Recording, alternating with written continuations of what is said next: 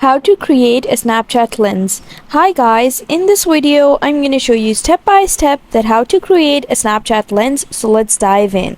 So here you can see I can now edit this lens over here by just choosing these options, and now I'm going to tell you that how I reached over here. So first you have to open your browser, and on your browser you have to just search for Snapchat Lens Studio. And then on this first link, the Snap AR Lens Studio, just right click and click open link in new tab.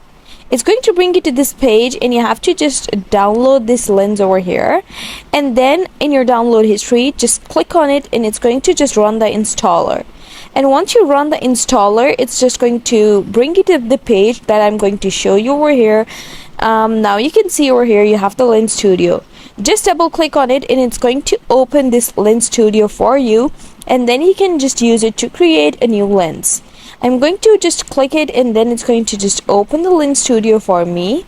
So here you can see now I'm on my studio over here, and you have to just go to the templates over here, and you can choose any template and edit it.